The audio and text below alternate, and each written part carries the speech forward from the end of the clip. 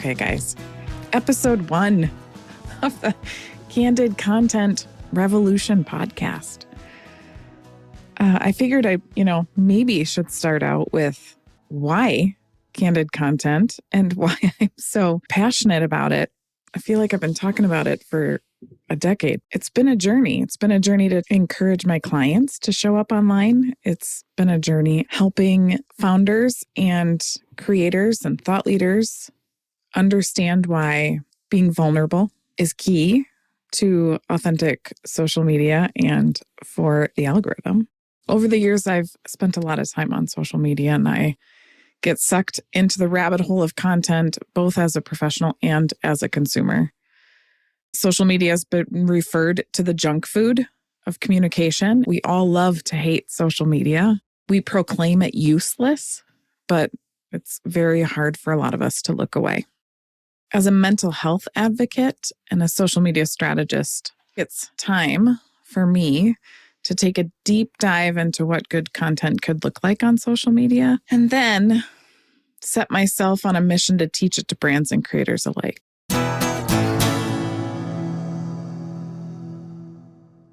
In the pursuit of how to teach brands how to be authentic online, I created the Candid Content Framework. It's a 6-part framework, follows the acronym of Candid. I really think helps explain to creators how to post something that's authentic without either oversharing or feeling like they're being too vulnerable. And it really helps us as creators put ourselves into our content a little more.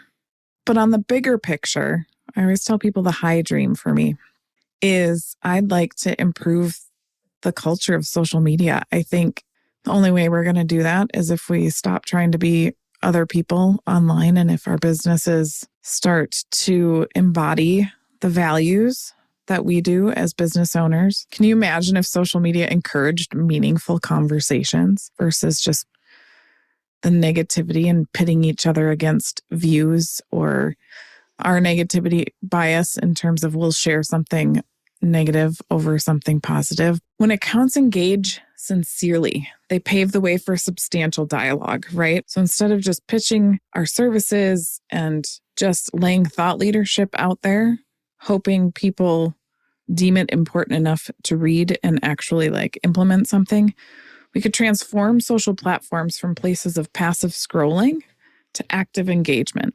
I think real conversations and connections can occur, and I really believe that there's a safe corner of the internet for everyone. Finding people who value the same things as you do and brands that care for and about their consumers should be the primary reason any of us are on social media. Imagine, what if we could promote mental well-being? In order for us to promote mental well-being and feel better about ourselves and each other, we need to find common ground. And I think being real about our successes and our failures and our challenges, brands and creators can help dismantle the illusion of perfection that most of us strive for on social media. Can you imagine going online and feeling a little bit less alone? I think we're all trained, and we all, especially as a marketer, for however many years I've been a marketer, we are trained really well to consider our ideal client when we're creating content, and we're assuming things that we think that they're going to want to hear, or we're talking about the problems that we solve. But I think what we're forgetting about when we're posting on social media is ourselves. Do we like the content that we're posting? Does it make us proud and happy? I really do think that this concept of hey, as the creator, you need to like the content you're posting, or you need to stand behind it. If you're writing for a brand, making sure that the brand's culture is represented in the content. I just think that taking a more authentic approach and being more candid with our content really does put the responsibility back into the hands of the creator, and it helps us be more accountable.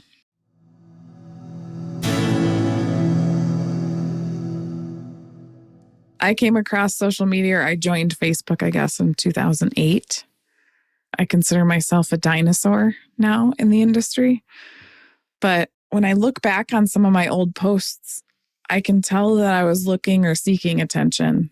I think we all can look back on those posts that we try to either be a little bit vague so that we're not giving away everything, or it sounds like a robot. And the more AI takes hold of our content creation, the less human a lot of our content is going to sound.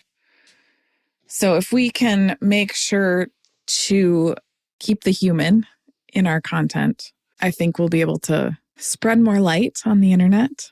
Brands practicing authenticity can model honesty and transparency, can encourage a more truthful, realistic online environment, contribute to a culture shift, making it easier for users to separate fact from fiction, less internal pressure to conform to unrealistic standards or follow a certain mindset. I want that for my kids. Like, don't you? So many people are scared of social media, and so many people are scared of their kids being online and what they may or may not find online. And if we could all take responsibility for what we're posting, just feel like it would be a safer place for our kids and our own mental health. We could create good experiences on social media where more people could find comfort and community. My big ask is help me change the culture of social media by creating and posting candid content, by prioritizing honesty, responsibility, and real connection. Brands can play a pivotal role in transforming the social media ecosystems. This is not only to improve the overall culture of social media, but critically, it has the potential to positively impact society at large.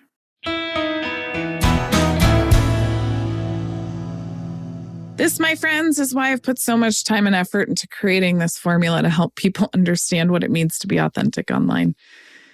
You don't have to dance or lip sync. You certainly don't have to post photos or videos of you crying underneath your desk. I don't think that authenticity means extreme vulnerability. I think authentic content is so much more than that. In the following episodes, I'm going to talk about the formula, and I'm going to talk through examples, both good and bad content. I'm going to interview creators that have posted pieces of authentic content, and it has maybe, somehow changed their life mostly for the better. My hope is that this show will provide some inspiration and teach everyone how easy it is to create content that can connect emotionally with their users. And it begins to shift how we all create and consume content. I'm really looking forward to this. I hope you guys are too. And I'd be really grateful if you hit subscribe and left a 5-star review. If you are interested in being a part of the Candid content revolution, head over to my website, brandyourselfconsulting.com, and grab the playbook and get going. Thanks. Have a great day.